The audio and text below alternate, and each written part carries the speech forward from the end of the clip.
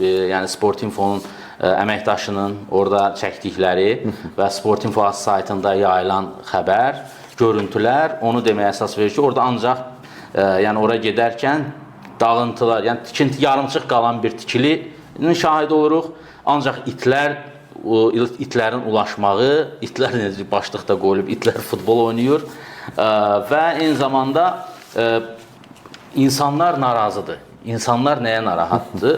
Ümumiyyətlə, həmin gün o şəhərdə olarkən əməkdaşımız, Sportinfo'nun əməkdaşı, orada nə hadisənin şahidi olub? Gecələr insanlar qorxularından stadion ətrafına gedə bilmirlər. Çünki əyyaş insanların toplaşdığı bir məkana çevrilib artıq. Stadion. Bəli, və orada da tamaşaçılar məlumat verdilər ki, yəni xeyli müddətdir yenidən qurulma işləri aparılmır. Dayandırılıb və indi heç inşaatçılar deyir, buradan son bir ay ərzində heç buradan yolunu belə salmır. Yəni çox belə zibilxanaya çevrilən bir görüntü.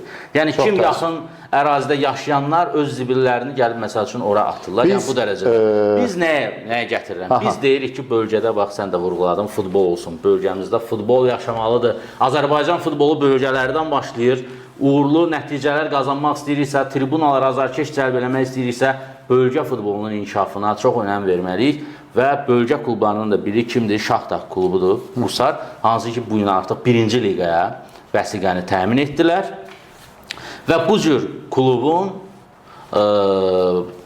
belə doğma meydanı yoxdur, stadionu yoxdur, başqa şəhərdə gedir oynayır.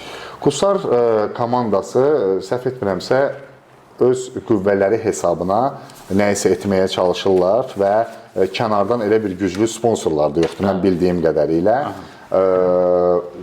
Və belə olan fonda mənə çox maraqlıdır ki, stadionun tikintisini kim üzərinə götürüb? Kim bunu, belə deyib, boyun olur ki? Xəbərdə var hamısı, detallı yer alır. Qusar stadionu kim tərəfindən inşa olunacaq?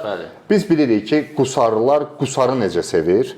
Ümumiyyətlə, şimal bölgəsindəki insanlar bütün regionlarda olduğu kimi, amma biz Şaxtaq Qusarın da oyunlarını görmüşük, hətta aşağı liqalardakı görüşlərini də görmüşük və onlar üçün bu komanda çox vacibdir.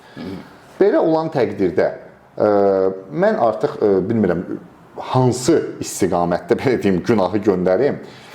Bunu AFFA həmin stadionu düzəltsə, deyəcəyik ki, AFFA-nın kobud şəkildə daydarlıq elədiyi bir komandadır. Sponsor düzəltsə, belə vəziyyət yaranır, maliyyə çatmır. Rövnəq Abdullayev daydaylıq eləyirmiş. AFFA prezidenti olan son günədək daydaylıq eləyib, oranın tikintisinə müəyyən dəstək davam eləsin də, niyə eləmir? Yəni nə dedi, bağda ərik var idi, salam əlik, bağda ərik qutardı, salam əlik. Sözdə çox şiddətli daydaylıq təkcə AFFA-ya görə deyil ki, bir işi görürsənsə, axıra kimi mənim fikrimcə yardım etmək olardı. Çünki başqa variant yoxdur. Qusarda stadion düzəlməlidir. Biz ən azından, bax, Türkiyə futbolunu həmişə danışırıq. Nə vaxt ki, bu Konyada, Kayseridə, digər bölgələrdə stadionlar oldu və milli komanda ora getdi, oyun oynadı. Nə dərəcədə Anadolu komandaları inkişaf etdilər. Büdcə artdı. Xarici oyuncular gəlməyə başladı. Biz elə olur ki, özümüz də təəccüblənir ki, bu oyuncu necə oynayır? Məsələn, Konyada, necə Kayseriyə getdi, necə razılaşırlar? Bax, bunun da əsası bunadır. Stadion olmalıdır. Stadion olmalıdır ki, həftə sonu orada oyun keçirilsin.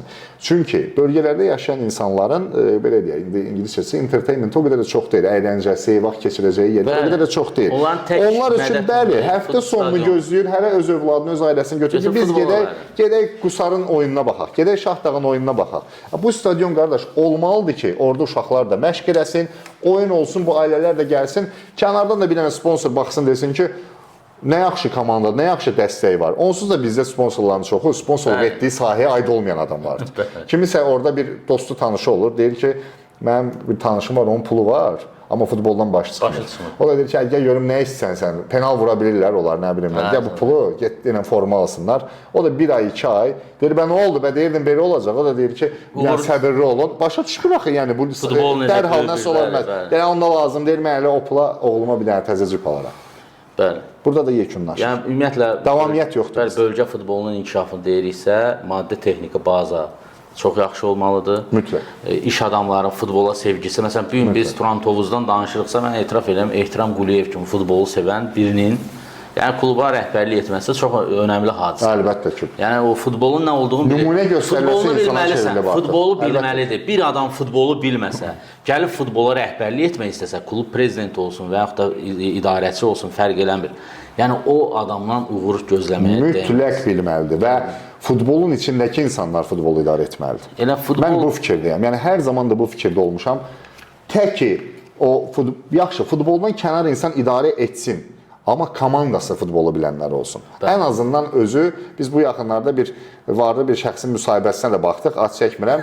O özü də qeyd etmişdi ki, mənim işlədən başım sıxmır, yığmışdım başıma hamını. Reallıq budur. Yəni ən azı başına yığan olmalıdır. Ən azı bəli, ən azı biz indi bilirik ki, futbolu bilən adamlar, veteranlar, ona ayda bu qədər maaş, buna bu qədər maaş sala səsinizi çıxartmayın. Siz onlar da aciz vəziyyətdədirlər.